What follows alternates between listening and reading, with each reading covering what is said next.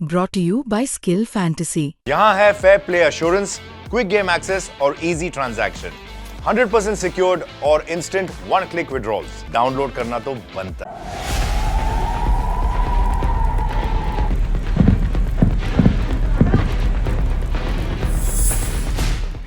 Operation सिंदूरनंतर पाकिस्तानने भारतावर अनेक भ्याड हल्ले करण्याचा प्रयत्न केला। पाकिस्तानचे सगळे डाव उधळून लावत भारतानेही चोख प्रत्युत्तर दिलं।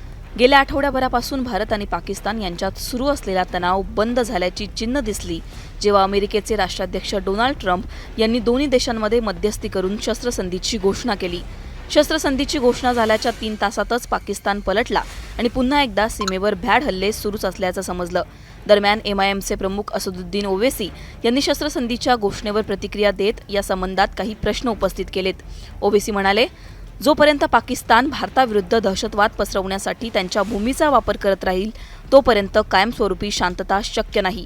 शस्त्रसंधी असो वा नसो, पहलगाम हल्ल्यासाठी जबाबदार असलेल्या दहशतवाद्यांवर कारवाई झालीच पाहिजे।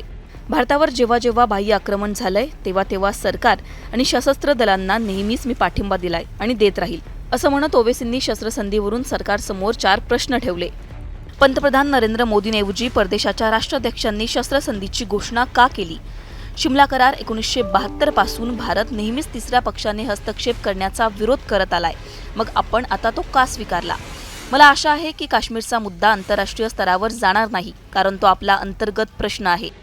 आपण कुठल्या तरी तिसऱ्या ठिकाणी चर्चेसाठी का तयार झालो? या चर्चांचा अजेंडा काय असेल?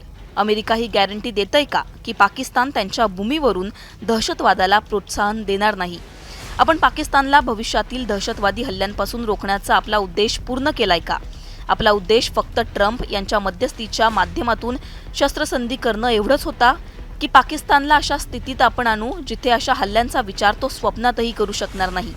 पाकिस्तानला FATFच्या ग्रे लिस्टमध्ये टाकण्याची आपली आंतरराष्ट्रीय मोहीम सुरूच राहिली पाहिजे।